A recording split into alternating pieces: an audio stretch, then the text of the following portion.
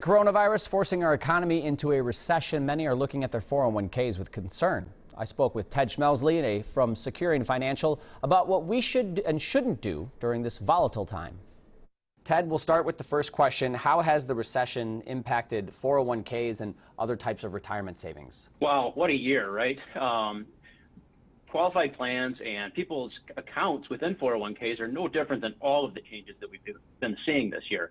So we saw the end of the longest bull market in March. We saw a precipitous drop, almost 20% in people's 401k accounts, followed by 4 months of continuous improvement in the markets.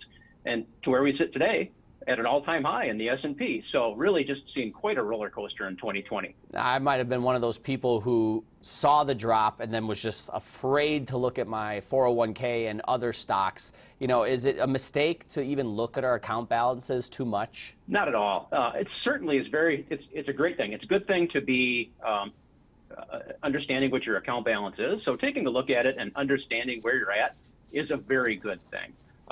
Where it becomes bad and where it could lead to some negative behavior is if you're acting on emotion. So if you're looking at that perhaps too often, or you're taking a look and seeing some volatility in the market and then making really hasty decisions.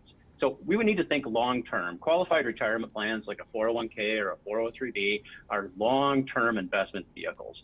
Securian Retirement's been around, Securian Financial in St. Paul, downtown St. Paul, since 1880. We know about these long-term trends and what you need to do to stay invested to make sure you're reaping the benefits of that money staying in your plan. Now, the CARES Act allowed people to kind of dip into their 401k amidst this pandemic. Have people been taking advantage of it, and how have they been maybe utilizing that option? Yeah, great question. So yes, the CARES Act did afford people the opportunity to take an in-service distribution before age 59 and a half, and they wouldn't have to pay a tax penalty they ordinarily would have to. They can pay that back in subsequent years, or they can pay taxes on it if they do keep it and don't pay it back. So it is an additional option. Right away, we were forecasting that we would see a lot of money coming out of 401k plans.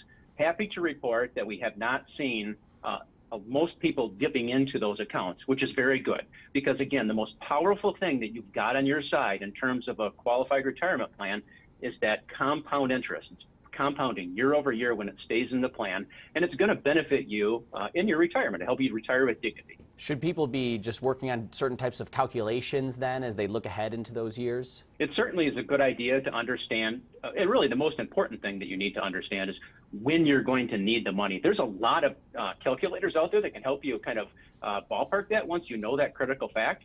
Securian.com, for instance, has a very good calculator that can helps you take a look at where you're at in your 40s, 50s, 60s, near retirement, at retirement, and calculate the amount you might need. Being that we're in the midst of a pandemic, many people might not be sure how to view their retirement, what to utilize from it. So what should we consider right now when it comes to our 401k and maybe other retirement savings? Yeah, so 3 really important things that I think anybody, no matter the age, really needs to understand. First of all, I already mentioned, make sure you know when you're going to need that money. So that's your time horizon. So you need to know when I'm going to have to take my money out.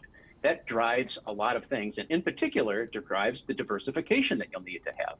So within your plan, you're going to have a whole host of investment options. Many times, most providers like Securian, where we do qualified plan record keeping, will provide you with some models that can help you achieve diversification at a certain age or a certain risk level. Very good to look at because you want to make sure you're not having all your eggs in one basket. Diversification is very important.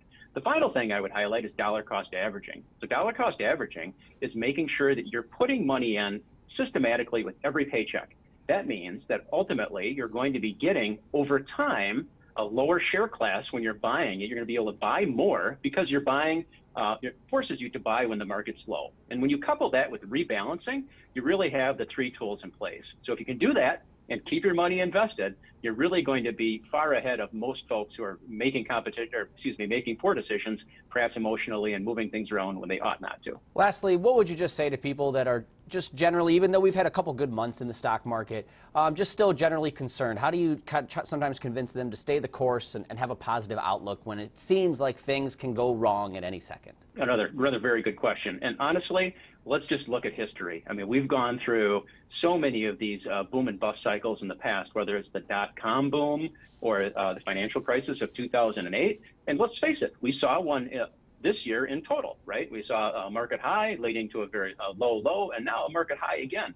the bottom line is the only thing we know is that we don't know what's going to happen. So you have to make sure that you're really playing the odds as best you can. And the way that you do that is to stay the course. Have a solid understanding of your timeline. Make sure you're diversified. Talk with your financial advisor. It's another good thing. You can kind of take that emotion out if you've got a trusted advisor you might be able to talk with to really bounce some of these ideas off of. Very good idea. But ultimately, staying the course is likely your best option. Again, talk with that advisor and make sure you're making these decisions, not with your heart, but really with your head.